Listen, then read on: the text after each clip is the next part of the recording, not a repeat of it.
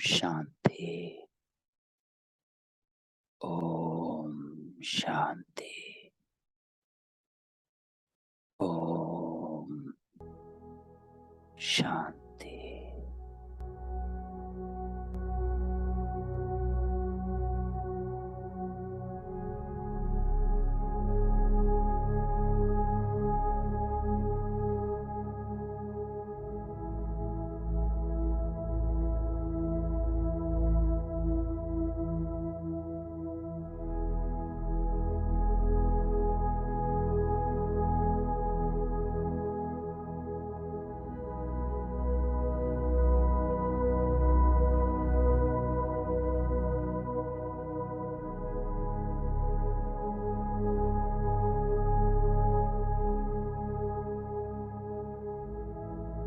अपने आप को हर हद के संकल्पों से, बातों से दूर कर बेहद में जाना है।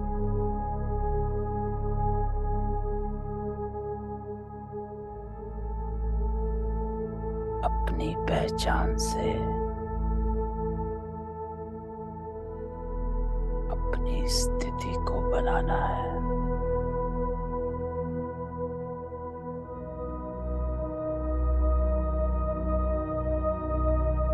मैं कौन? मैं आत्मा सत्य हूँ, दिव्य हूँ।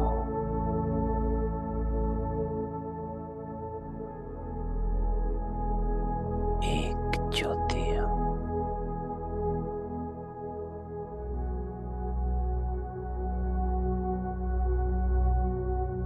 इसको रियलाइज कर।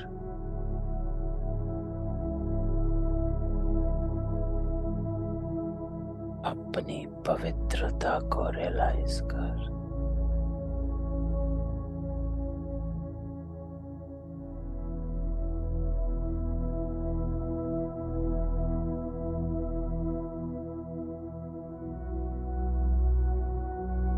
मैं आत्मा अति सूक्ष्म।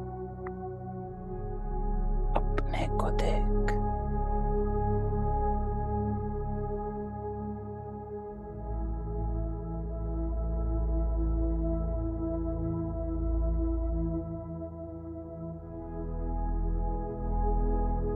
एक ईश्वरीय संतान।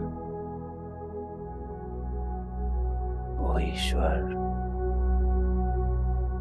मेरा बाबा है। बाबा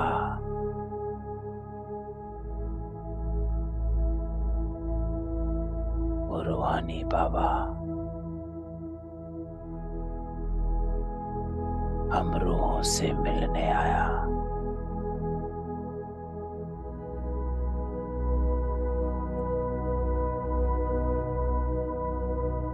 साथ ले जाने आया।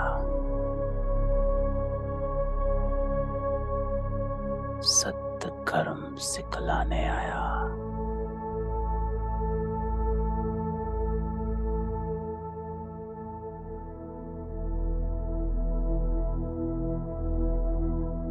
मेरी सदगति करने आया।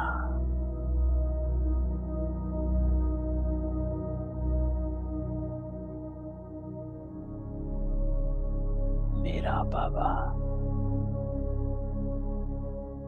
सामने बिठा।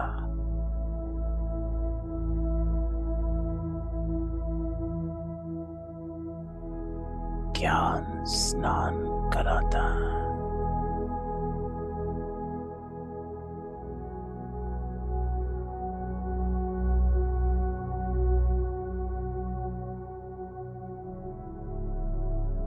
तुम मन बुद्धि एकाग्र एक साथ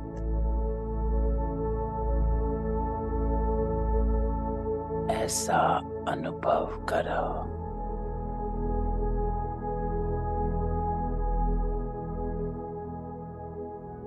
मैं बाबा के सामने बैठा।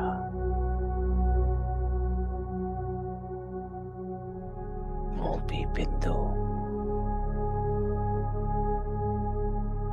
मैं भी बिंदु।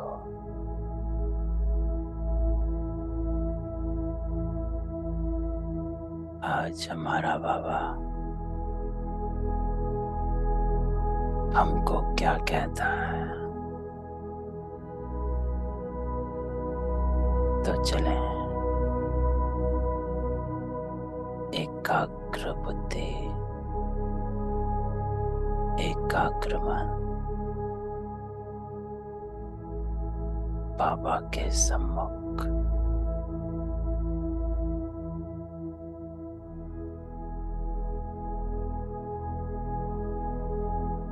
ओम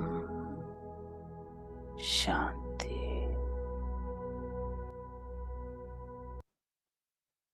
ओम शांति।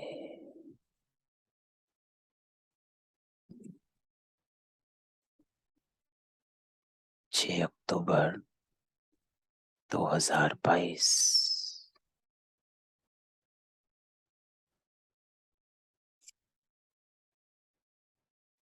तो आज बाबा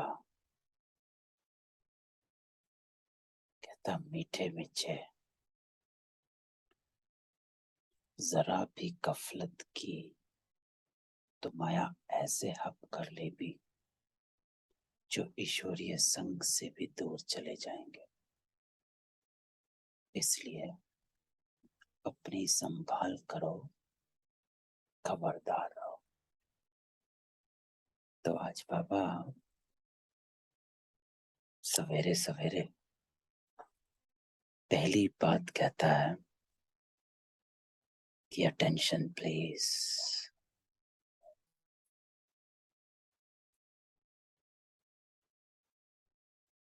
अपने आप को देखो, अपने कर्मों को देखो,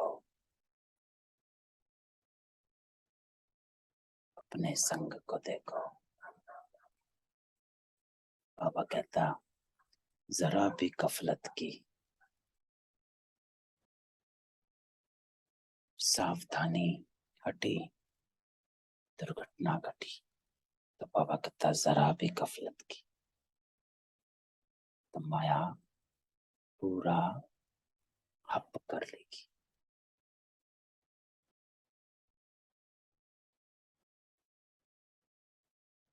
और जैसे ही बाबा कहते माया हप कर लेती है तो आपका संग अर्थात बुद्धि एकदम माया के जाल में फंस जाती है। इसलिए पहले ही अपनी संभाल करो, खबरदार रहो। तो बाबा हमेशा बताते हैं सीता का मिसाल कि रावण अंदर नहीं आया था, सीता बाहर गई थी। तो अगर मर्यादा की लकीर पार करी तो रावण पूरा ही बाहर खींच लेता। जब तक मर्यादाओं के अंदर रहते हैं तो रावण टच नहीं कर सकता, अंदर नहीं आ सकता। रावण की इतनी ताकत नहीं कि वो मर्यादा के अंदर आए। तो होता क्या कि हम बाहर जाते हैं, इस लकीर को पार कर लेते हैं। और जैसे ही हम लकीर को पार करते हैं तो माया रूपी रावण पूरा खींच लेता है। तो इसलिए बाबा कहता है जरा भी गफलत नहीं करनी।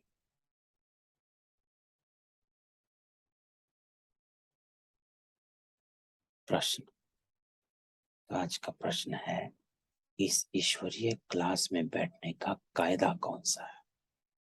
तो बाबा नियम बताता कि अभी क्लास में बैठना है, उसका नियम क्या है?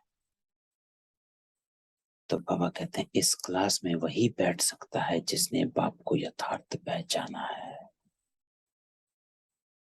पहचान की ये मुरली कौन सुना रहा है और क्यों सुना रहा है और किसको सुना रहा है? तो कौन, क्यों और किसको और किस समय सुना रहा है? तो ये सारी पहचान, बाबा कहता है, ये क्लास में वही बैठ सकता है जिसको बाप के यथार्थ पहचाना है। तो एक ईश्वर सुना रहा है। किसको सुना रहा है? उन आत्माओं को सुना रहा है जो कल्प पहले वाली आत्मा है। क्यों सुना रहा है?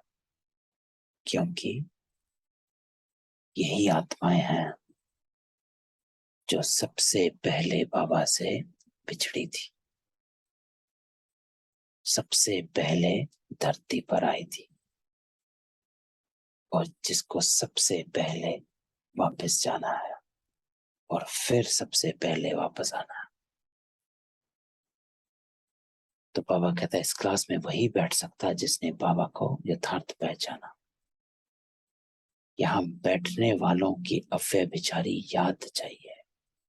तो किसकी याद में बैठे हो? किसके सामने बैठे हो? तो बाबा कहता अगर यहाँ बैठे औरों को याद करते रहे तो वह वायुमंडल को खराब कर देते हैं। तो बाबा कहता है कि मेरे सम्मुख बैठे मुरली सुनते बुद्धि कहाँ जाती? अगर बुद्धि यहाँ वहां जाती है तो बाहर की भी अंदर बुद्धि में घुसता रहेगा, यहाँ का भी घुसता रहेगा, तो मिक्स हो जाएगा। तो श्रीमत में भी मिक्स चैरिटी आती है और क्रम भी मिक्स वाले होते हैं। तो जब क्लास में बैठे बाबा कहता है किसकी याद में बैठे हो? अब वह बेचारी याद चाहिए, अर्थात एक ही याद कि कौन पढ़ा रहा है, किसको पढ़ा रहा है, क्यों पढ़ा रहा है। तो बाबा कहता है यह भी बहुत बड़ी डिसर्विस है। यहाँ के कायदे कड़े होने के कारण तुम्हारी वृद्धि कम होती है। तो बाबा कहता है कि इस मार्ग पे चलना नियम है, कायदे हैं, मर्यादाएं हैं।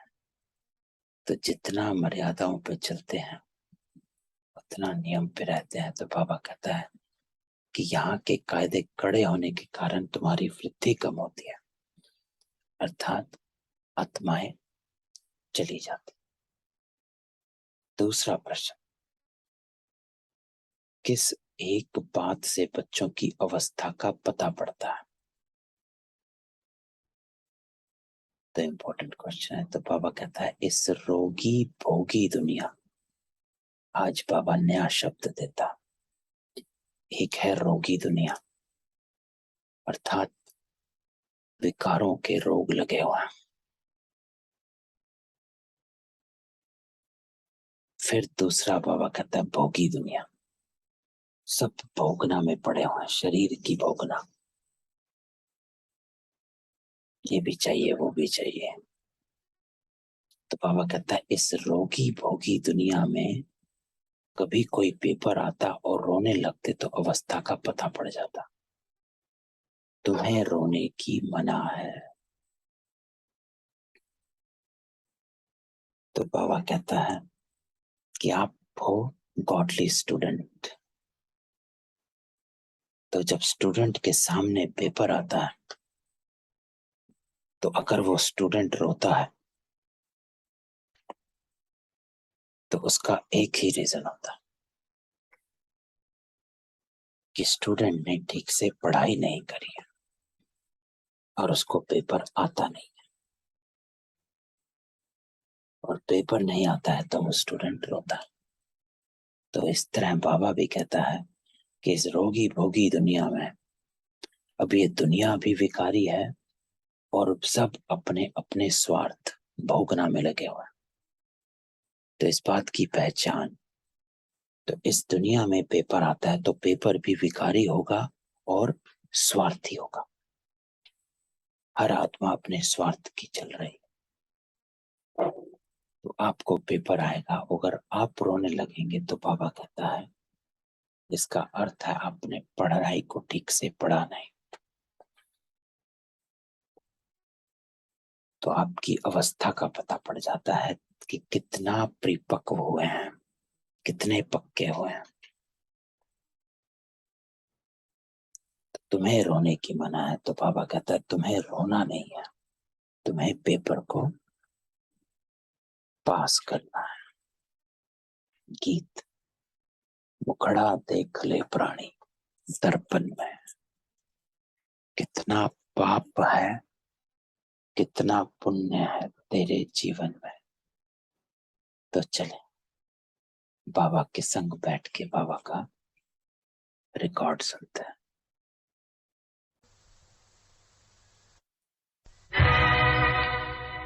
मुखड़ा देख ले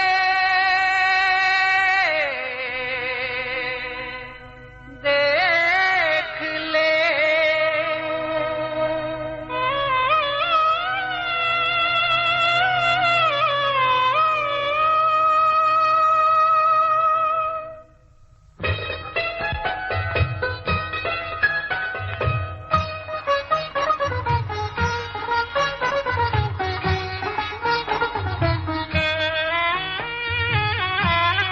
मुखड़ा देख ले प्राणी जरा दर्पण में हो, देख ले कितना पुण्य है कितना पाप तेरे जीवन में। देख ले दर्पण में मुखड़ा देख ले प्राणी जरा दर्पण। ओम शांति। ये किसने कहा? प्राणी अथवा आत्मा। कहते हैं ना इनके प्राण निकल गए। तो मुखड़ा देख ले प्राणी। तो बाबा कहता है प्राणी अर्थात आत्मा। तो प्राणी को आत्मा कहते हैं क्योंकि बाबा कहता है कि स्थूल में कहते हैं प्राण निकल गए अर्थात आत्मा निकल गई। तो प्राण को आत्मा कहा जाता। तो आत्मा निकल गई ना, तो प्राण आत्मा को कहेंगे ना कि शरीर को। तो बाबा स्पष्ट करता है, समझाता है, बुद्धि में बिठाता है। अलग अलग तरीके से नए नए तरीके से बाबा एक ही बात बार बार समझाता कि बच्चे तू शरीर नहीं आत्मा। तो बाबा कहता है तो प्राण आत्मा को कहेंगे ना कि शरीर को। तो बाबा आत्माओं से पूछते हैं, बाबा हमसे पूछते हैं आज, पाप आत्मा हो और पुण्य आत्मा हो तो अपने आप से ये क्वेश्चन पूछो। बाबा कहता है बैठो, एकांत में बैठ अपने आप से ये प्रश्न पूछ कि पाप आत्मा हो व पुण्य आत्मा हो। और ये पता चलेगा। बाबा कहते हैं मुखड़ा देख ले प्राणी दर्पण में, अर्थात अपने कर्मों को देख ले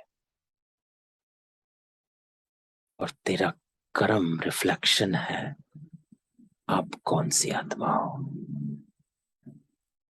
तो बाबा कहता है सभी अपने को पतित तो मानते हैं।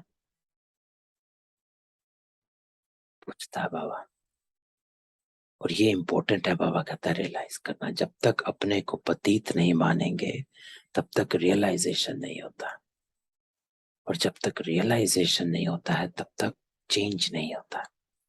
जब तक अपनी गलती को ना ही मानी जाए तब तक सुधार की तरफ अटेंशन नहीं होता। तो इसलिए पहला स्टेप बाबा कहता है अपनी गलती को मानना, अर्थात सभी अपने को पतित तो मानते हैं। तो बाबा कहते हैं कि अपनी आत्मा से पूछो कि हमने कौन कौन से पाप किए हैं, कब किए हैं। तो बाबा आज कहता है कि बैठो, अपने साथ बैठो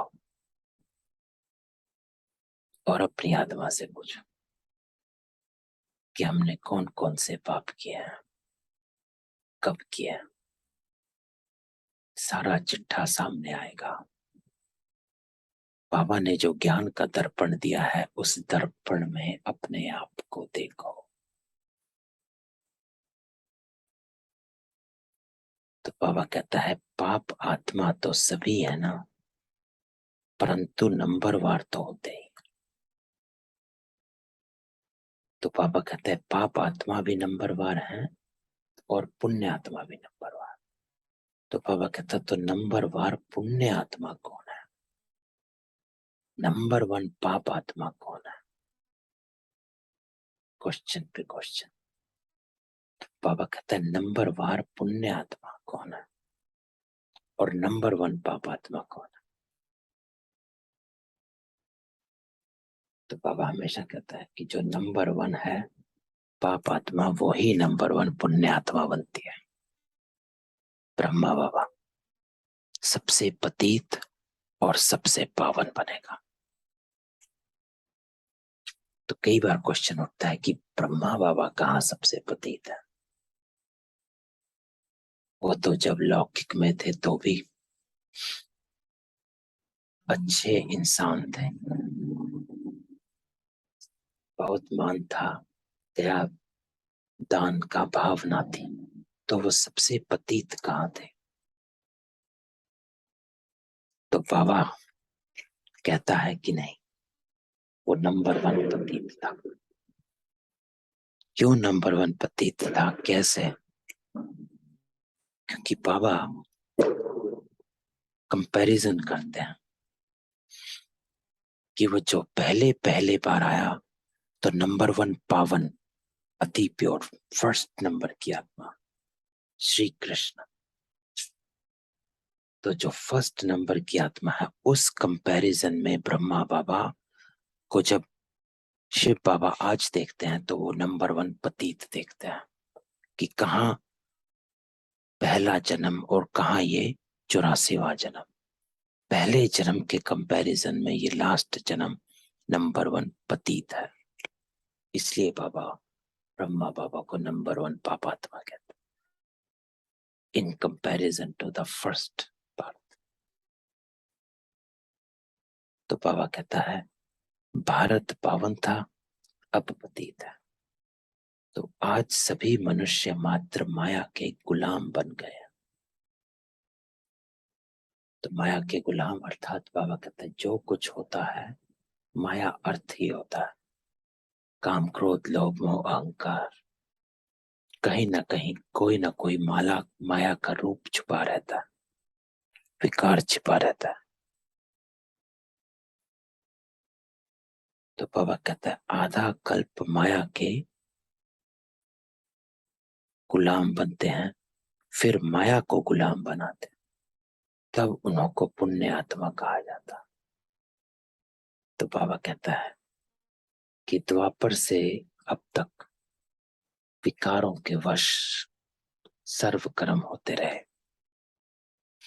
लेकिन जब बाबा आता है तो वो माया को गुलाम बनाते हैं, अर्थात स्वराज्य अधिकारी बन जाते हैं, कर्ण करावन हार बन जाते हैं, तब उन्हों को पुण्य आत्मा कहा जाता है। कि जो स्वराज अधिकारी बन इन कर्मेंद्रियों द्वारा कर्म कराते हैं,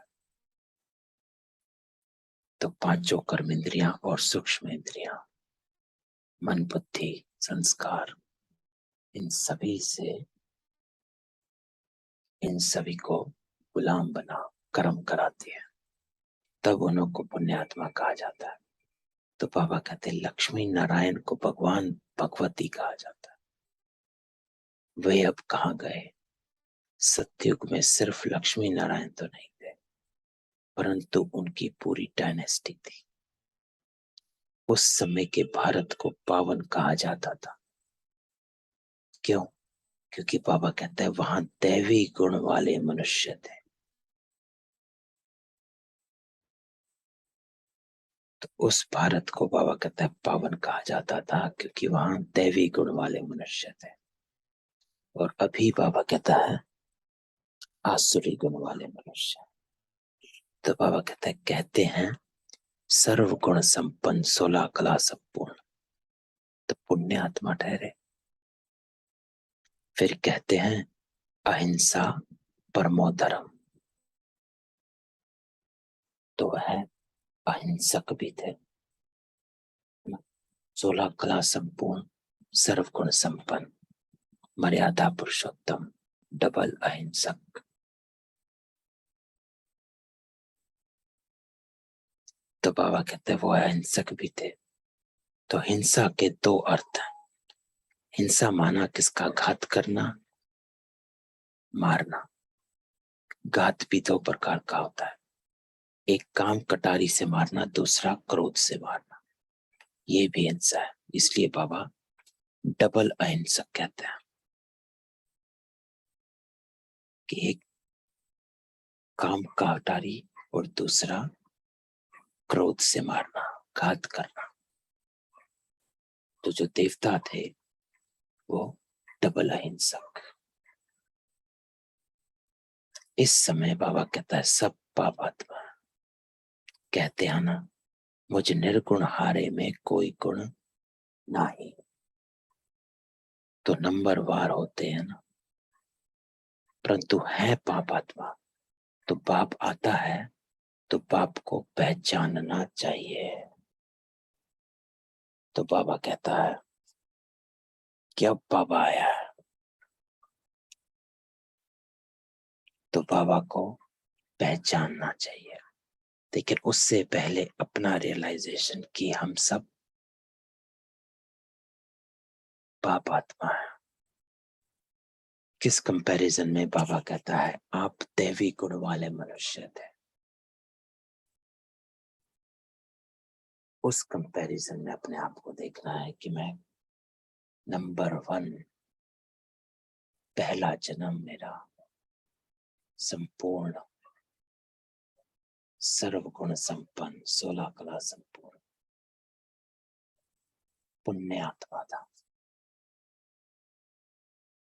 तो उस कंपैरिजन में बाबा कहता अपने आप को देख, आज तेरे कर्म कैसे हैं, आज तेरे संकल्प कैसे हैं, आज तेरे बोल कैसे हैं। तो इसलिए बाबा कहता है तो जब बाबा आता है तो बाप को पहचानना चाहिए कि अब वो फिर से हमारे कर्म संकल्प बोल सुधारता है। तो कहते हैं परम पिता, तो उनको कोई पिता नहीं, वह सबका पिता है, वह सबका टीचर है।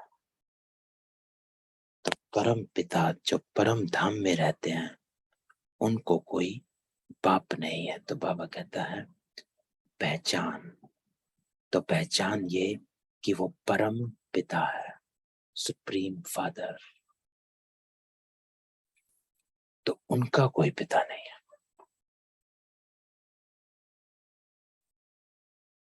वो सबका पिता है। क्यों? क्योंकि उनसे ऊपर कोई नहीं। जब कोई सुप्रीम परम हो जाता है तो क्यों नहीं है पिता?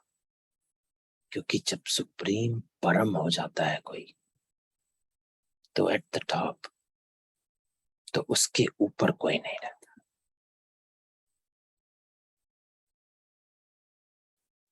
तो बाबा कहता है बाकी सबका बाप होता है, ब्रह्मा विष्णु शंकर का भी बाप है।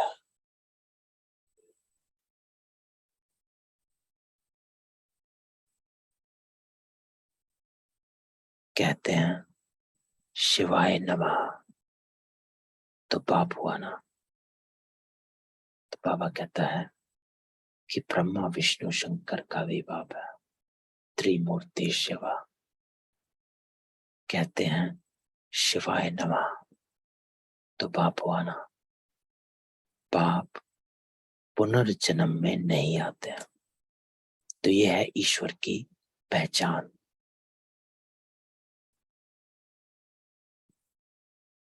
कि वो सर्वोपरि है, सर्वोपरि, सर्वज्ञ, सर्वशक्तिवान, सर्वोत्तम।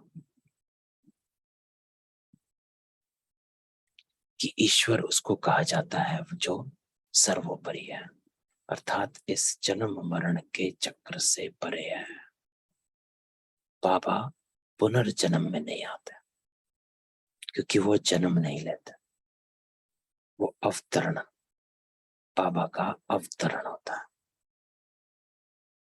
तो वो ब्रह्मा बाबा में प्रवेश करते हैं, ज्ञान सुनाते हैं, फिर वापस चले जाते हैं। वो कर्मों में नहीं आते।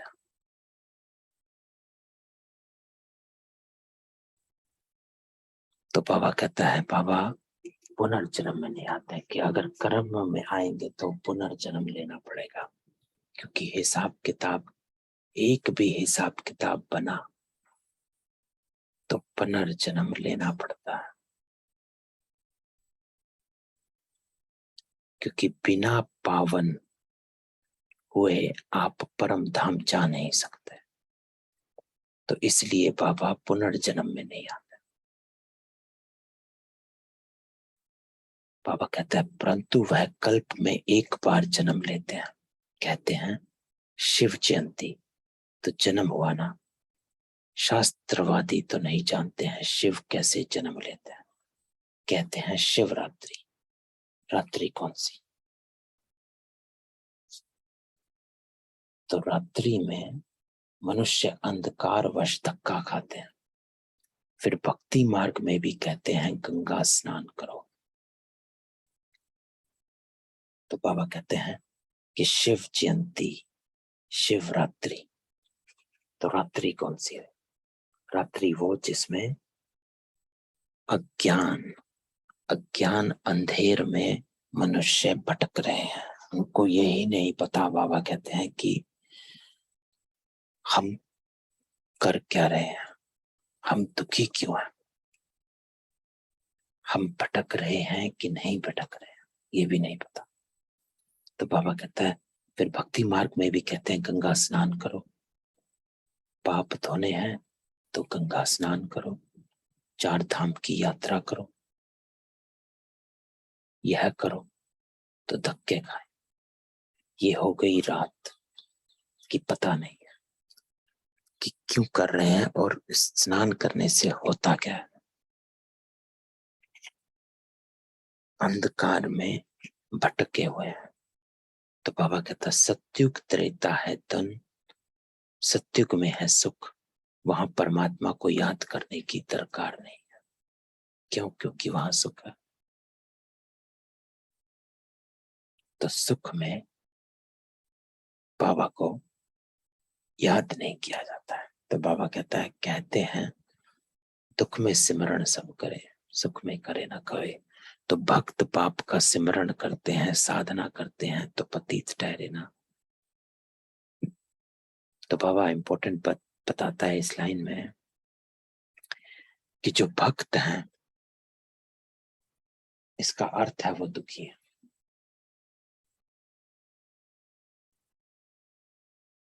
जो भक्त है वो दुखी है,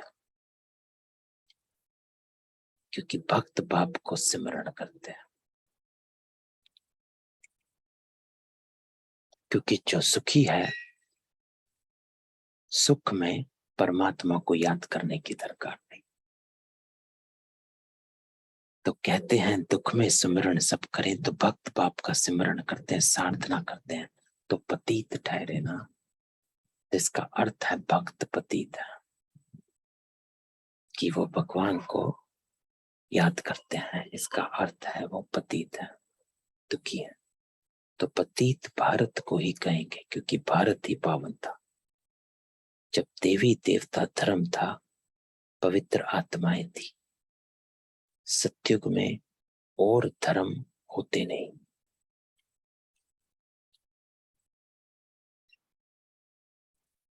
बाकी और धर्म की जो पतित आत्माएं हैं वह सजाएं खाकर परम धाम में रहती हैं, सत्युग में आती नहीं। तो बाबा कहता है कि बाकी और धर्म की जो पतित आत्माएं हैं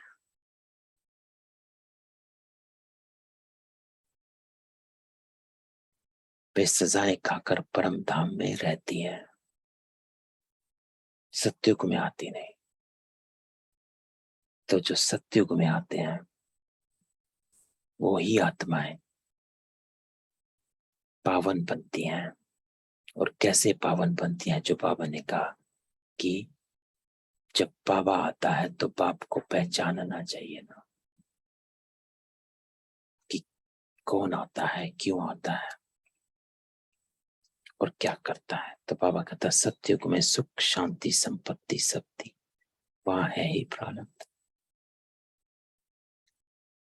तो यहाँ तुम बच्चों की अभी है एक मत, वहां एक घर में है अनेक मत। तो बाबा कहते हैं यहाँ तुम बच्चों की अभी है एक मत। जो बाबा के सामने बैठे हैं इस ईश्वरीय परिवार के, इस ईश्वरीय कुल के आत्माएं हैं, ईश्वरीय संतान है, तो आपकी एक मत है। जो बाबा की मत वो मेरी मत। तो एक ही मत है, श्रीमत है। और वहां अर्थात जब आप अपने घर में जाते हैं तो वहां एक घर में अनेक मत है। बाप गणेश को याद करेगा तो बच्चा हनुमान को, तो अनेक मत हुई ना। तो बाबा बताता है कि जब आप घरों में होते हो, लौकिक में होते हो, तो कोई किसी को पूछता है, कोई किसी को मानता है, कोई किसी दिन को कुछ कहता है, कोई किसी दिन को कुछ कहता है, कोई किसी त्योहार को करता है, कोई किसी त्योहार को करता है। तो अनेक मत हुई। लेकिन यहाँ बाबा कहता है यहाँ बाप से बच्चों को वर्षा मिलता है। ऐसे तो किसको भी बाबा कह देते हैं। गांधी भी बापू था, परंतु सबका बाबा नहीं था। ये है बेहद का बाप। बाप आकर जंजीरों से छुड़ाते हैं। भक्ति की भी जंजीर है। तो बाबा कहता है हर वो चीज जो अज्ञान अंधियारे वाली है, बाबा उन सब अंधियारे से सोजरे में लाता है, छुड़वाता है। कोई भी अंधविश्वास से बाबा हमें बाहर निकालता है।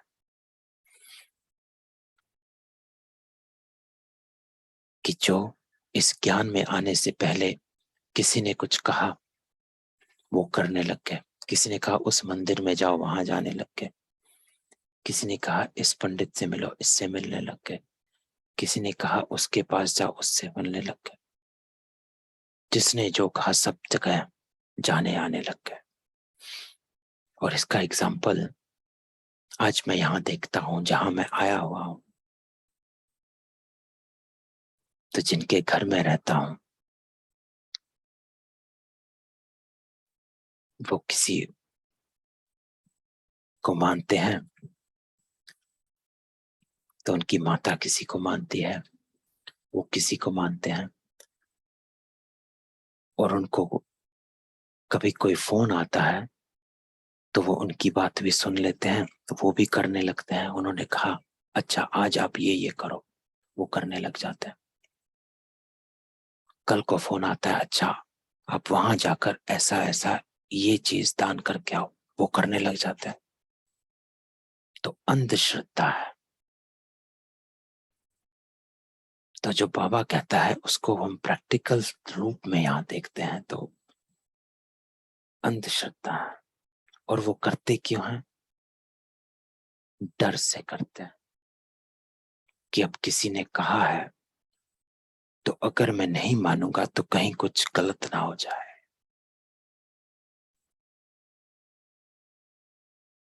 तो पूछते हैं क्या करना चाहिए। जब कोई बताता है तो वो करने के लिए मजबूर हो जाते हैं।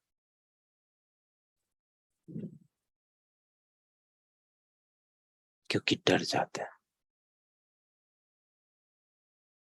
कि अगर नहीं किया तो कुछ गलत ना हो जाए। तो बाबा कहता है भक्ति की भी जंजीरें हैं। तो बाबा ने आकर कितना स्पष्ट कर दिया, इन सब अंधविश्वास से हम सबको दूर कर दिया। नहीं तो बाबा कहता है जो एक लोटा होता है, इधर हुआ तो इधर चलती है, उधर चला तो उधर चलती है, तो ऐसे नहीं। तो बाबा कहते हैं ये समझते थोड़े ही हैं कि हम पतित हैं। पतितों को पावन बनाने वाला एक बाबा है। तो बाबा कहता है कुछ भी नहीं करना,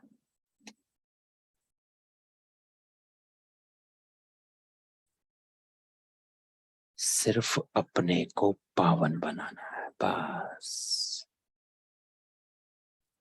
ना इसको पूजना है ना उसको पूजना है, न यहाँ दान देना है ना वहां दान देना है, ना इससे डरना है ना उससे डरना है, न वहां कुछ रखना है ना यहाँ कुछ रखना है, ना इसको मानना है ना उसको मानना है, अपने को पावन बनाना है। इसलिए बाबा कहता है ये सत्संग सभी सत्संगों से अलग है। बाकी सत्संग में भक्त आते हैं, सुनते हैं, तन रस लेते हैं और वापस घर चले जाते हैं। सीखा सिखाया परिवर्तन किया कुछ नहीं। लेकिन ये एक ऐसी क्लास है जहां पर बाबा कहता है आपका एम ऑब्जेक्ट है, आप पहली पहली आत्मा सतयुग में, और आज अपने आप को देखो।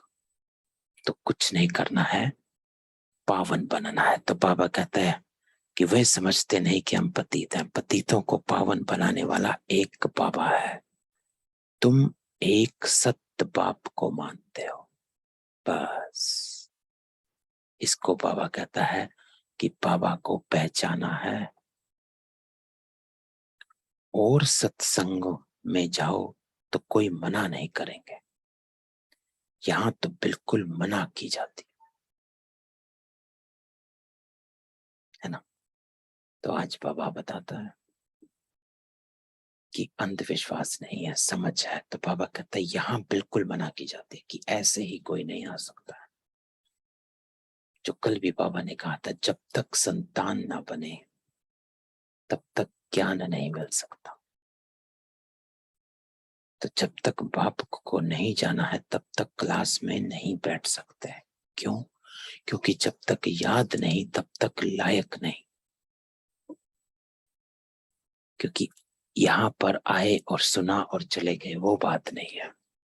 ये भक्ति नहीं है, कन रस नहीं है, एक कान से सुनना दूसरे कान से निकालना, या सिर्फ कथा माफिक सुनना, ये नहीं है। बाबा कहता है यहाँ पर पहले बाप को जानना, कौन पढ़ा रहा है, क्यों पढ़ा रहा है और किसको पढ़ा रहा है। अपने को जानो, अपने पिता को जानो, उस रिश्ते को जानो और अपनी पहचान को जानो। फिर क्लास में बैठो, फिर देखो कैसे ये ज्ञान बुद्धि में बैठता है। जो कल बाबा ने कहा था दूरादेशी बुद्धि और विशाल बुद्धि। तो सारा खेल बुद्धि का है। ये बुद्धि ही भ्रष्ट हो जाती है, ये बुद्धि है जो मारी जाती है। जब बुद्धि मारी जाती तो सब गवा जाता है। स्थूल में भी कहते हैं इसकी बुद्धि मारी गई।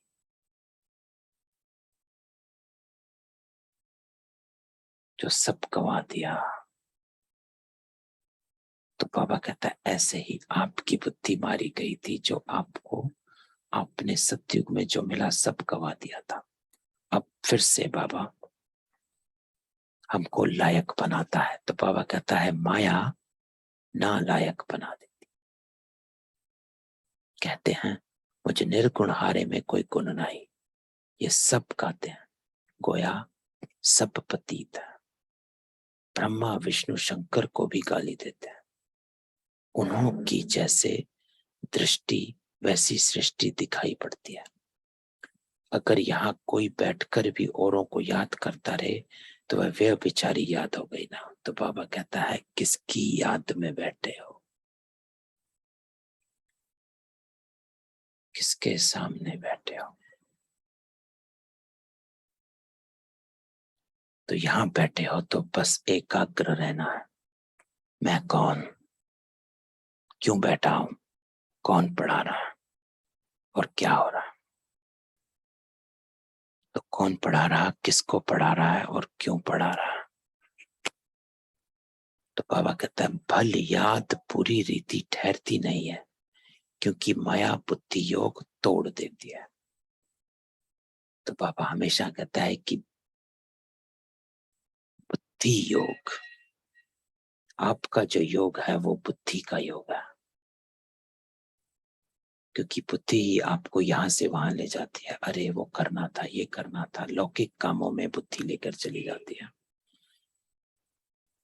किसी और की याद में बुद्धि हमें उड़ कर ले जाती है। तो याद बुद्धि से होता है, मन से याद नहीं किया जाता, बुद्धि से। क्योंकि जो मेमोरी होती है, जो याद होती है, वो बुद्धि होती है। मन सिर्फ संकल्प करता है।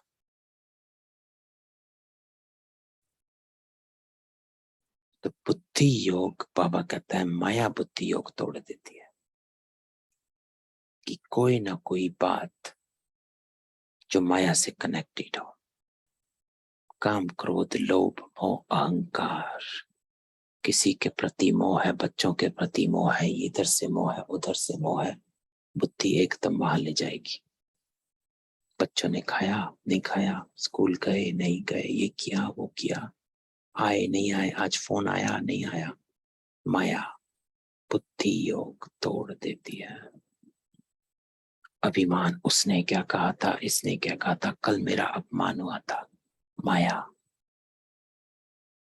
अहंकार, अभिमान, अपमान बुद्धि योग तोड़ देती है। ये कमाना है, वो कमाना है, ऑफिस जाना है, लोभ माया बुद्धि योग तोड़ देती है। क्रोध, काम, माया बुद्धि योग तोड़ते। तो बाबा कहता है याद पूरी ठहरती नहीं, क्योंकि माया बुद्धि योग तोड़ देते। फिर भी बाप तुम्हें बुद्धि योग लगाना सिखलाते हैं। तो बाबा हमको बुद्धि का योग लिखवाता है। कैसे? क्योंकि बाबा कहता है एकाग्र बुद्धि से। मन एक संकल्प करता है मैं आत्मा हूं, लेकिन अगर बुद्धि हमारी बाहर है, उसने क्या किया, उसने खाया, इसने किया, उसको फोन किया, तो क्या हुआ? मन संकल्प कर रहा है लेकिन बुद्धि बाहर भटक रही है। तो मन और बुद्धि को एकदम एकाग्र, मन अगर संकल्प करता है मैं आत्मा हूं, बुद्धि तुरंत उस एक संकल्प में एकाग्र कर लेना, कौन सी आत्मा हो। तो अपने को उन्हीं संकल्पों में रमण करना है, तब अनुभव होता है। इसको योग कहा जाता है। तो अपने आप से बात करना, तो योग क्या है? खुद से बातें करना और बाबा से बात करना, बस। तो अपनी स्मृति को पक्का करना है। बाबा कहता है स्मृति वो जिससे समर्थी आए। सोचता स्वरूप नहीं, स्मृति स्वरूप बनना है। सोच सिर्फ मन से होती है, स्मृति मन और बुद्धि की एकाग्रता को कहा जाता है। कि मन एक संकल्प करता है कि मैं, एक स्वमान लेता है मैं कौन हूं, बुद्धि फिर उस स्वमान में आपको गहराई में लेकर चली जाती। मैं कौन सी आत्मा हूं, कब आई थी, क्या किया, बाबा के साथ अब मेरा क्या संबंध है, अब मुझे क्या बनना है। तो बाबा हमें बुद्धि योग लगाना सिखलाते हैं। अंत में तुम्हारी याद ठहर जाएगी। तब अंत के लिए गायन है कि अतीन्द्रिय सुख पूछना हो तो गोप गोपियों से पूछो। तो बाबा कहता है अंत में याद ठहर जाएगी, अर्थात बुद्धि का भटकना खत्म हो जाएगा। बुद्धि का भटकना तभी बंद होगा जब हमारी वैराग्य वृत्ति होती है, उपराम अवस्था होती है, कहीं पर भी बुद्धि अटकती नहीं है। तो जब तक वैराग वृत्ति उपराम अवस्था ना हो तब तक याद ठहर नहीं सकती। जो हमने एक क्लास करी थी उपराम अवस्था की क्लास, जो उस क्लास में हमने पूरा डिस्कस किया था कि कैसे हम उपराम अवस्था को बनाएं, तो बाबा कहता है तभी याद ठहरेगी, क्योंकि ये अवस्था आपकी अंत में होगी। तो ये संस्था इसलिए वृद्धि को नहीं पाती क्योंकि यहाँ के कायदे कड़े हैं। तो जब तक बाप को नहीं जाना है तब तक क्लास में बैठ नहीं सकते, क्योंकि यहाँ अव्यभिचारी याद चाहिए। क्यों चाहिए? क्योंकि अगर अव्यभिचारी याद नहीं, अगर बुद्धि व्यभिचारी है, इधर उधर भटक रही है, तो कुछ भी ठहरेगा नहीं और पाप कर्म होते रहेंगे और धीरे धीरे आप भागंती, जिसको बाबा कहता है आश्चर्यवत सुनंती। तो ये जो लाइन बाबा बोलता है आश्चर्यवत सुनंती, कि आश्चर्य से सुन रहे हैं। जो आश्चर्य से सुनते हैं वो भागंती हो जाते हैं,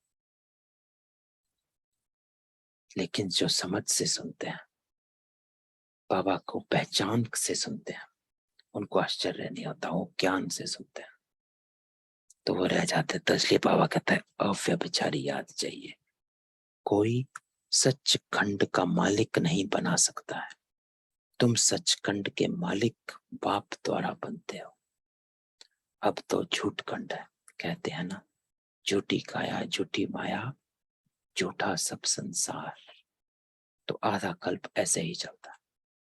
समझो, बाप ज्ञान में आता है तो रचना को भी पावन बनाना पड़े। अगर बच्चे पवित्र नहीं बने तो कपूत ठहरे।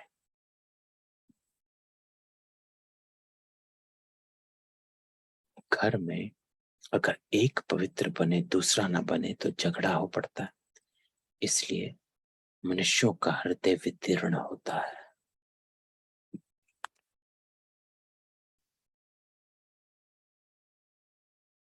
तो बाबा कहता है कि यहां सुनते तो अच्छा अच्छा कहते हैं, परंतु फिर बाहर गया तो फिर वैसे ही बन पड़ते हैं, जिसको बाबा सोडा वाटर कहता है। कि यहां बैठे तो सब हाँ हाँ बाबा सुनने में अच्छा लगता, लेकिन बाबा कहता है कि जैसे ही क्लास खत्म होती है, जैसे ही लौकिक संसार में जाते हैं, वैसे ही अपने कर्म वैसे के वैसे ही करने लग पड़ते हैं। इन बच्चों को बाबा कहता है पवित्र नहीं बने तो कपूत ठहरे। तो मैं जब क्लास से उठूं तो इतनी अटेंशन बाबा कहता है अपने संग लेकर चल, कि मेरे कर्म मेरे संकल्प मेरे बोल उस पिता को प्रत्यक्ष करें जिसका मैं बच्चा हूं। तो बाबा कहता है समझते हैं सन्यासी तो कहते हैं गृहस्थ व्यवहार में रहते पवित्र हो नहीं सकते, तो हम कैसे रह सकेंगे? परंतु यहां तो प्रतिज्ञा करनी पड़ती है। बच्चे भी कहते हैं हम पवित्र बनेंगे। आधा कल्प तो हमने पुकारा है कि सद्गति दाता आओ, तो अब आए हैं। तो अब उनकी मानेंगे या भला किसी दूसरे की मानेंगे? तो बाबा ये लाइन बोलता, किसकी मानोगे? जो बाबा ने पिछले से पिछले संडे मुरली चलाई थी। तो बाबा ने कहा था एक बाप है या एक बाप दूसरा ना कोई है, या एक बाप भी है और दूसरा भी कोई है। क्योंकि दूसरा कोई आता है तो किनारा हो जाता है। तो बाबा कहता है, तो अब जब बाबा आए हैं, पहले तो मुझे बुलाया, अब मैं आया हूं तो मेरी मानोगे या किसी दूसरे की मानेंगे? किसकी मत पर चलते हो? इसी को किस्मत कहा जाता है। किस्मत, किसकी मत पर चलते हो उसको किस्मत कहते हैं। कि श्रीमत पर चलते तो अपनी किस्मत बनाते हैं, और मन मत पर चलते या पर मत पर चलते तो उन जैसी किस्मत बनती। तो जिसकी मत पर चलते हो उन जैसे बन जाते हो। तो बाबा जैसा बनना है तो बाबा की मत पर चलना है। तो किसकी मत पर चलते हो? किस्मत। तो बाप कहते हैं, अगर नहीं मानेंगे तो सतयुग में कैसे चल सकेंगे? तो किसकी मत पर चलते हो? श्रीमत पर चलोगे तो श्री जैसे बनोगे। और श्री बाबा कहते हैं देवी देवताओं को। आज बाबा कहता है जो अपने आगे श्री और श्रीमान श्रीमती लगाते हैं वो सब रॉन्ग है। श्री सिर्फ लक्ष्मी और नारायण को कहा जाता है। श्री कहा जाता है, असल में श्री कहा जाता है दैवी गुण वाले मनुष्य को। तो श्री बनना है तो श्री की मत पर चल, श्रीमत पर चल। तो अगर बाप का बच्चा नहीं तो कपूत ठहरे ना।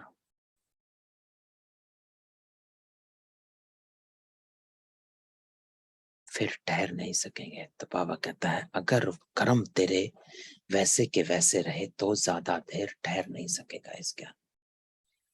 धीरे धीरे माया तुझको हप कर लेगी। इसीलिए इंपॉर्टेंट होता है, बाबा कहते हैं कि सिर्फ ज्ञान सुनना नहीं है, आचरण में लाना है।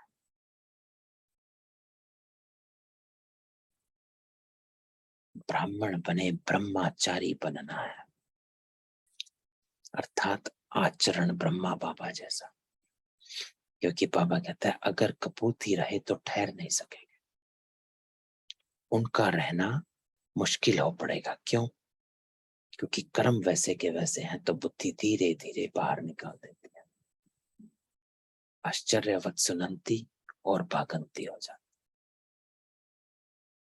तो बाबा कहता है हंस और बगुले हो गए, इकट्ठे कैसे रह सकेंगे? अच्छा, कहाँ स्त्री पवित्र बनती, पति पवित्र नहीं बनता तो स्त्री पुकारती है। बाबा कहते हैं बच्चे तुमको सहन करना पड़ेगा। अच्छा, जाकर काम करो, बर्तन मांजो, रोटी टुकड़ा ही तो चाहिए ना। विकार में जाने से तो बर्तन मांजना अच्छा।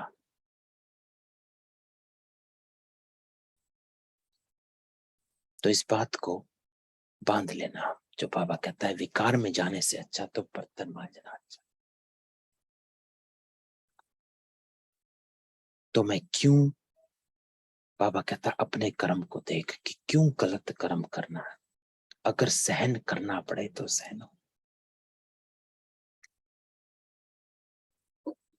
क्योंकि अंत में क्या होना है कि मेरे अपने कर्मों का सुधार मुझे आप करना है, मुझे पतित से पावन बनना है। तो बाबा कह रहा है बच्ची को लौकिक बाप भी ऐशलम नहीं देते हैं।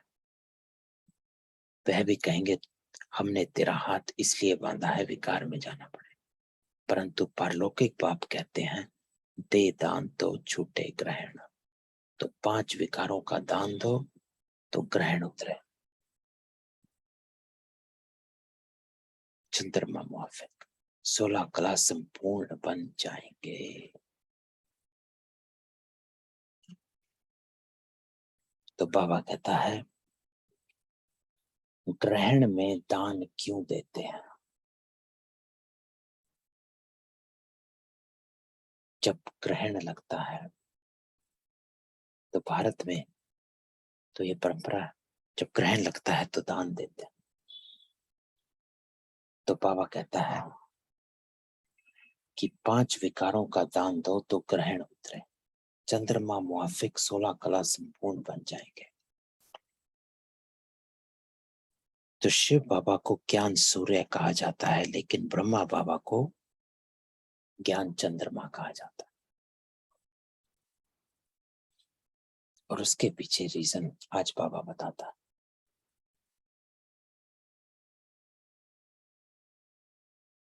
कि चंद्रमा जो है कि कैसे रोज देखें तो चंद्रमा पूरा चांद पूर्णमासी का, फिर तीज का चांद एकदम लकीर रह जाती है। तो चंद्रमा की आकृति जो है वो चेंज होती रहती है, कलाएं चेंज होती रहती है, लेकिन सूर्य जो है वो हमेशा एक जैसा ही रहता है। सूर्य की कभी आकृति चेंज नहीं होती है। इसलिए शिव बाबा है ज्ञान सूर्य, तो हमेशा सूर्य की तरह गोल। लेकिन ब्रह्मा बाबा 84 जन्म लेते लेते वो चंद्रमा में सिर्फ एक लकीर रह जाती है। और फिर बाबा कहते हैं चंद्रमा मुआफिक 16 कला संपूर्ण बनना है, तो फिर बाबा उनको संपूर्ण बनाते। तो श्री कृष्ण 16 कला संपूर्ण है ना, अभी 9 कला। अभी तो सब पतित है, कहते हैं ना हम पतित हैं, फिर कहो कि तुम नरकवासी हो, तो बिगड़ते हैं। इस समय यथा राजा तथा प्रजा सब पतित। सतयुग है श्रेष्ठाचार्य, सतयुग में कोई रोता नहीं।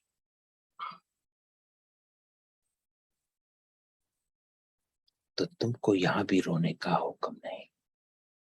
तो बाबा कहते हैं सतयुग में कोई रोता नहीं, क्योंकि सतयुग है श्रेष्ठाचारी। तो श्रेष्ठ कर्म करना, अपने को श्रेष्ठाचारी बनाना। तो बाबा कहता है तुम्हें यहां भी रोने का हुक्म नहीं।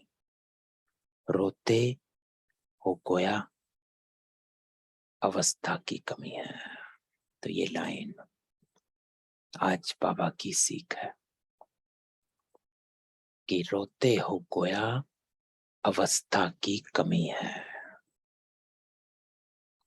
तो ये आज की चेकिंग है, अटेंशन है, धारणा है कि बाबा कहता है आपको रोने की दरकार नहीं है, रोने का हुक्म नहीं है। अगर रोते हो तो कहीं ना कहीं आप माया के परवश हो, या किसी अपमान में हो, या किसी फीलिंग में हो। तो कहीं ना कहीं कोई ना कोई अवस्था की कमी है। तो अपने को पक्का करो, प्राप्ति स्वरूप बनो।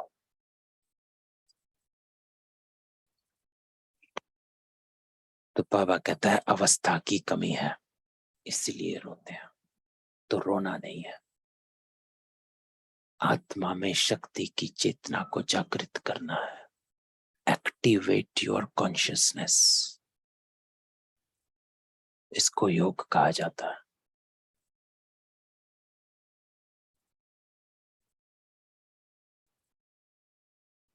और कॉन्शियस जो होता है वो बुद्धि होती है, मन नहीं होता।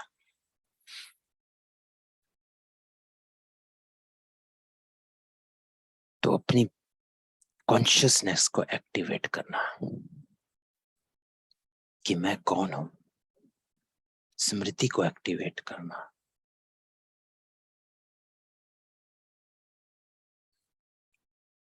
तो बाबा कहता है रोना नहीं। रोते हो गोया अवस्था की कमी है। जब बाप 21 जन्मों की बादशाही देते हैं, फिर रोने की क्या दरकार है। परंतु यह भूल जाते हो।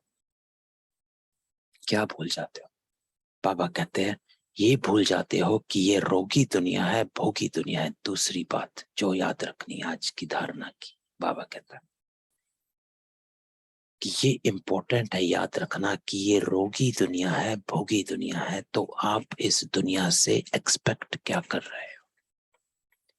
अगर आप इस दुनिया से सुख एक्सपेक्ट करते हो, शांति एक्सपेक्ट करते हो, तो आपकी एक्सपेक्टेशंस ही गलत है।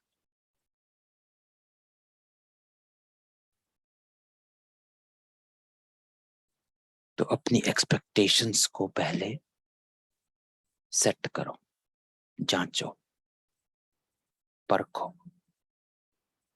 बाबा कहता है रोने की क्या दरकार है कि ये भूल जाते हो कि ये रोगी और भोगी दुनिया है। रोगी दुनिया अर्थात विकारों से भरी हुई है। भोगी दुनिया अर्थात सब कर्म जो है वो शरीर अर्थ है, स्वार्थी है। तो आप क्यों सोचते हो कि वो आपके लिए सोचेगा, नेक कर्म करेगा? नहीं करते, नहीं आता ही नहीं है। बाबा कहता है कि पता ही नहीं है कि सत्य कर्म होता क्या है, लेकिन आपको पता, क्योंकि आपको पता है कि श्रेष्ठ कर्म क्या होता है, तो आपको रोने की दरकार नहीं है। आपकी अवस्था की कमी है, तो अपनी अवस्था को पक्का करो, उस कर्म की श्रीमत को चेक करो और श्रीमत पर चलते रहो, बस। तो बाबा कहता है सतयुग निरोगी योगी दुनिया है। यहाँ तो बाप को याद करना है, याद नहीं करते तो डिससर्विस करते हो, क्योंकि वायुमंडल खराब करेंगे। यहाँ तो सब है ही पतित, तो पतित को दान करने से तो पावन बन ना सके। तो बाबा कहता है कि करना क्या है? दान करने से पावन नहीं बनना, कर्मों से पावन बनना। मेरे कर्म कैसे हैं, मेरे संकल्प कैसे, मेरे बोल कैसे, मेरा व्यवहार कैसा है? तो बाबा कहता है पतितों को दान करने से तो पावन बन ना सके। पतित को दिया तो वह काम ही पतित करेंगे। यहाँ तो पतितों का पतितों के साथ व्यवहार है। तो बाबा कहता है लेन देन किसके साथ हो रही है, जो बाबा ने 2 दिन पहले मुरली में बताया कि पतितों से लेन देन करेगा तो पतित ही बनेगा। तो तेरी लेन देन है मेरे साथ। तो बाबा के साथ लेन देन तभी हो सकती है जब हमारा कर्म श्रीमत पर चले, तभी बाबा के साथ लेन देन। तो बाबा कहता है वहां तो पावन का पावन के साथ व्यवहार होगा। कहाँ? सत्युग में। व्यभिचारी अक्षर तो बुरा है ना, पहले भक्ति भी अव्यभिचारी थी, शिव की ही पूजा करते थे, पीछे देवताओं की भक्ति शुरू की, पीछे रजोगुणी भक्ति कहा जाता है। तो बाबा कहता है देवताओं की भक्ति रजोगुणी, शिव की भक्ति सतोगुणी। अभी तो मनुष्यों की पूजा करने लग पड़े हैं। तो अब तो बाबा कहता है अब की भक्ति है तमोगुणी, जो किसी भी साधु सन्यासी गुरुओं को मानने लग जाते हैं। मनुष्यों की पूजा अर्थात भूत पूजा बाबा कहता है, क्योंकि ये शरीर जो है वो 5 तत्वों का बना हुआ है। तो मनुष्यों को सामने रखते हैं तो भूत पूजा है। तो बाबा कहता है अभी तो मनुष्यों की पूजा करने लग पड़े हैं, तो तमोगुणी है। ये भक्ति भी तमोगुणी हो गई। सन्यासियों के चरण धोकर पीते हैं। मनुष्यों की पूजा को भूत पूजा कहा जाता है, अर्थात 5 तत्वों के बने हुए शरीर की पूजा। तो देखो बाबा कहता है कहां से कहां पर गिर पड़े हैं। और जो शुरू शुरू में अव्यभिचारी पूजा करते थे वो सब अब बाबा के पास है, क्योंकि जो पहले पहले भक्त हैं वो सब ब्राह्मण हैं। तो आज के जो भक्त हैं सब तमोगुणी हैं। समझते कुछ भी नहीं, बाबा कहता। तब कहा जाता है अंधे की औलाद अंधे।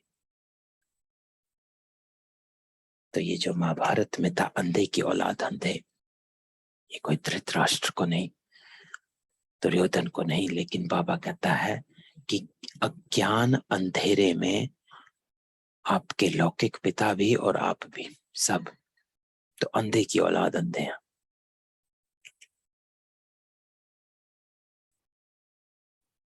लेकिन आप अलग हो।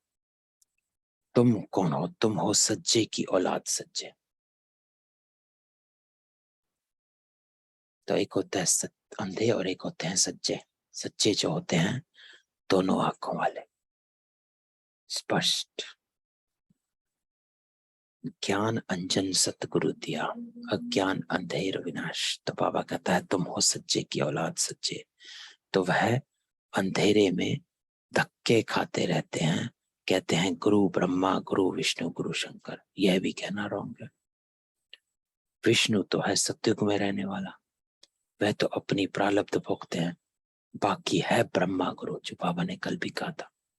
एक ही प्रजापिता ब्रह्मा है जो नंबर 1 है इन तीनों में, ब्रह्मा विष्णु शंकर। न शंकर को गुरु कहते न विष्णु को, गुरु कहा जाता है ब्रह्मा को। वह भी तब जब इस तन में बाप आए। तो जब तक बाप नहीं आते हैं तब तक यह भी किसी काम के नहीं। तो बाबा कहते हैं कि जो मेरी श्रीमत पर चलता है वही मेरा सपूत बच्चा है। तो आज बाबा ने 2-3 बार कहा कि सपूत बच्चे बनना है, और सपूत बच्चा आज्ञाकारी फरमानदार, श्रीमत पर चलने वाला। तो बाबा कहते हैं जैसे गवर्नमेंट ऑर्डिनेंस निकालती है, ऐसे ही है पांडव गवर्नमेंट भी ऑर्डिनेंस निकालती है कि पवित्र बनेंगे तो पवित्र दुनिया के मालिक बनेंगे। तो बाप कहते हैं कि देह सहित देह के सब संबंध भूल, माम एकम याद करो। इस शरीर से बुद्धि योग तोड़वाते हैं और आत्मा की परमात्मा से सगाई कराते हैं। तो इस लाइन को, इसकी स्मृति स्वरूप बन जाना। तो बाबा कहता है देह सहित देह के सब संबंध भूल, माम एकम याद कर, मुझ एक बाप को याद कर। इस शरीर से बुद्धि योग तोड़वाते हैं, अर्थात बुद्धि शरीर में न अटकी हो, आपकी अपनी देह में, अर्थात अपने अभिमान ईगो में, अहंकार में न अटकी हो, अपने वैभवों में न अटकी हो, मेरे पास क्या है क्या नहीं है। तो बाबा कहता है इस शरीर से और इस शरीर के संबंधों से मैं बुद्धि योग तोड़वाता हूं, और आप आत्मा की अपने से, अर्थात परम आत्मा से सगाई कराता हूं। तो जब किसी लौकिक में भी किसी की किसी से सगाई हो जाती है तो उनकी मन बुद्धि संकल्पों में बस एक उसी की याद रहते हैं। इसलिए बाबा कहता है कि मैं आप आत्माओं की परमात्मा से सगाई कराता हूं। तो जब मैं आपकी सगाई करा देता हूं तो आपकी याद में मेरी याद बसी हुई हो। तो बाबा कहता है तो क्या करना है? तो बाप को याद करना चाहिए और शरीर से भी ममत्व निकालना है। देह सहित शरीर से ममत्व निकालना, अर्थात मैंपन से, ईगो, मैं बड़ा हूं, जो लेबल्स हैं, रिश्तों के लेबल्स हैं, जो ऑफिस में आपका स्टेटस है, पोजीशंस है, उसके लेबल्स हैं, घर में, परिवार में, समाज में जो लेबल्स हैं, इन सब से ममत्व निकालना है। ब्राह्मण परिवार में भी लेबल्स बने हुए हैं, बड़े हैं छोटे हैं, ये है वो है। तो बाबा कहता है आत्मा हो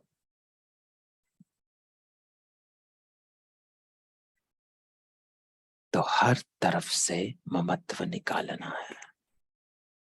फिर बाबा कहते हैं मोह जीत की एक कहानी है ना, तो तुमको भी मोह जीत बनना है। तो मोह जीत राजा की कहानी,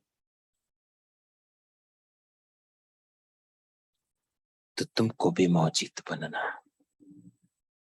ये है युद्ध का मैदान। इस युद्ध में जरा भी गफलत की तो माया हप कर लेती है। तो बाबा कहता है हर तरफ हर पल युद्ध है।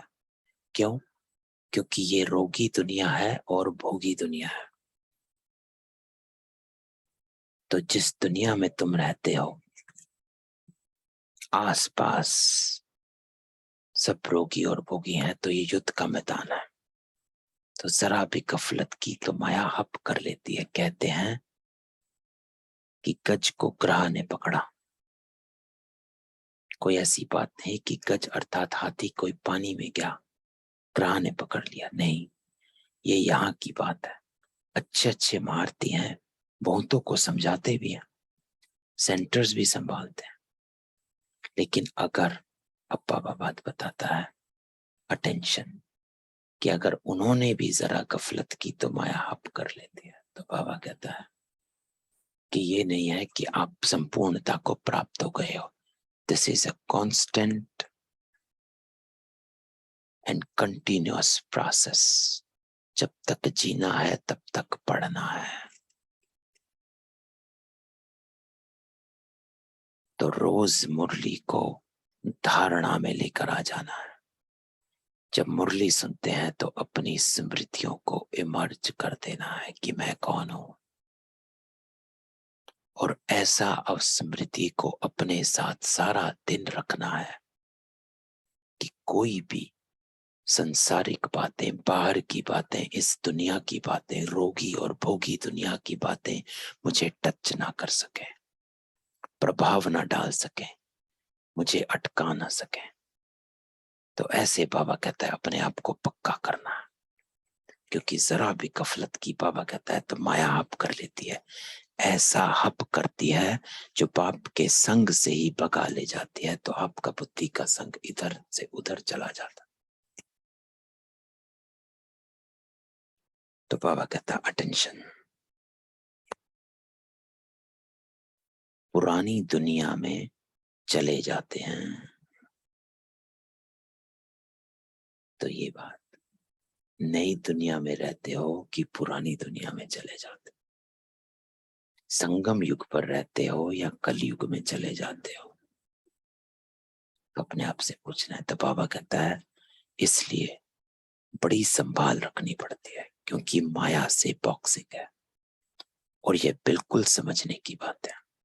तो बाबा हमेशा कहता है ये समझ सिर्फ सुनना नहीं है, सिर्फ पढ़ना नहीं है, समझना है, धारण करना है, अपने को अनुभव करवाना है।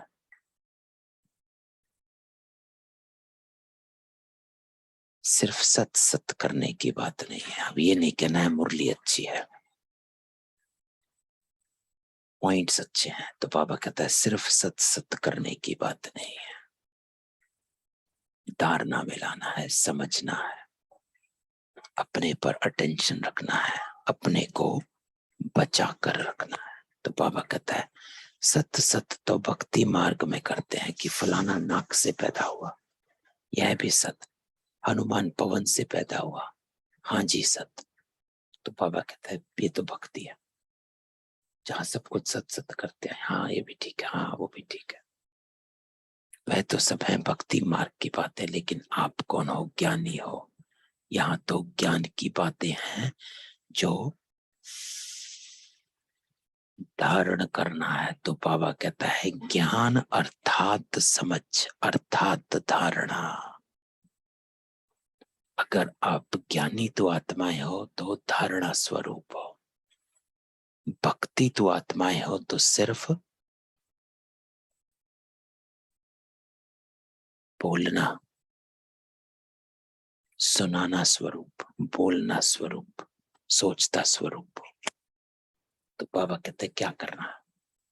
माया से युद्ध करनी है। अगर बाप का बनकर कोई पाप कर्म किया तो और ही 100 गुना दंड मिलेगा। तो बाबा बहुत खबरदार करते हैं। देखो अब तो बाप दादा सम्मुख बैठ पड़ा रहे, अब यह थोड़े ही कहेंगे हे भगवान, नहीं। शिव बाबा का बच्चा एक ब्रह्मा है, फिर ब्रह्मा सो विष्णु बनते हैं। अच्छा, तो मीठे मीठे सिकिलदे बच्चों प्रति माता पिता बाप दादा का याद प्यार, गुड मॉर्निंग। रूहानी बाप की रूहानी बच्चों को नमस्ते।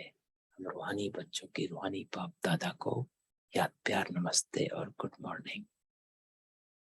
धारणा, बाबा कहता है चंद्रमा समान 16 कला संपन्न बनने के लिए 5 विकारों का पूरा दान दे ग्रहण से मुक्त हो जाना है।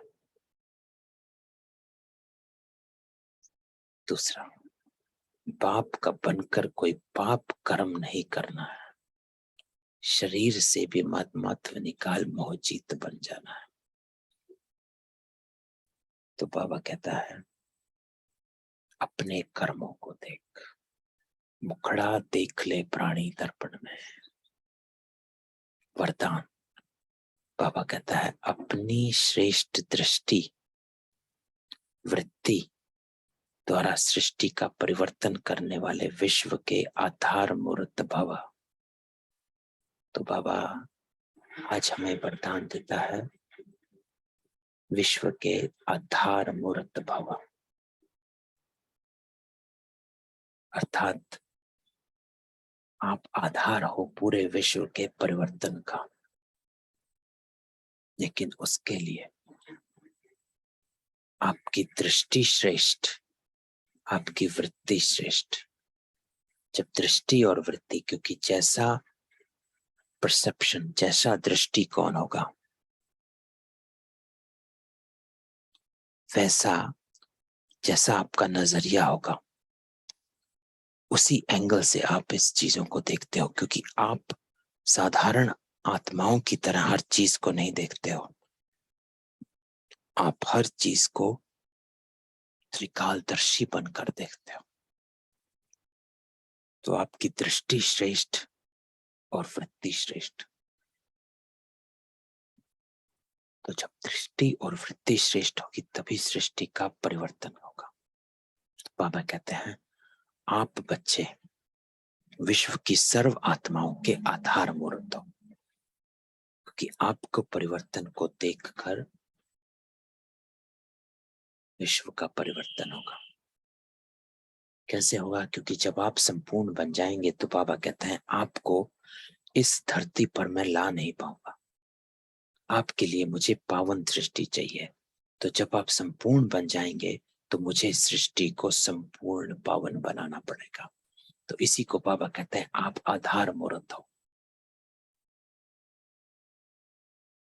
आपकी श्रेष्ठ वृत्ति से विश्व का वातावरण परिवर्तन हो रहा है। आपकी पवित्र दृष्टि से विश्व की आत्माएं और प्रकृति दोनों पवित्र बन रही हैं। तो बाबा कहता है वृत्ति से विश्व का वातावरण, क्योंकि वृत्ति से वाइब्रेशंस निकलते हैं। तो मुझसे वाइब्रेशंस कौन से निकल रहे हैं, इसकी चेकिंग, कि जैसा मेरा एटीट्यूड होगा, अगर आपका एटीट्यूड खिंचाव का होगा, परेशानी का होगा, गुस्से का होगा, तो आपसे वाइब्रेशन भी वैसे ही निकलेंगे। लेकिन अगर आपका एटीट्यूड श्रेष्ठ होगा, शुभ भावना, शुभ कामना वाला होगा, तो आपके वातावरण में वाइब्रेशंस फैलते हैं और आपकी पवित्र दृष्टि से विश्व की आत्माएं और प्रकृति दोनों पवित्र बन रही हैं। तो बाबा कहते हैं आपकी दृष्टि से सृष्टि बदल रही है और आपके श्रेष्ठ कर्मों से श्रेष्ठाचारी दुनिया बन रही है। ऐसी जिम्मेवारी का ताज पहनने वाले आप बच्चे ही भविष्य के ताजदारी बनते हो। तो आज बाबा ने वृत्ति कहा, दृष्टि कहा और आपके श्रेष्ठ कर्म कहा कि मेरा एटीट्यूड कैसा है, मेरा नजरिया कैसा है, दृष्टिकोण कैसा है,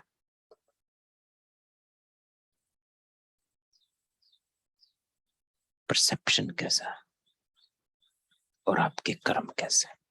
ये 3 चीज विश्व में परिवर्तन लाती है।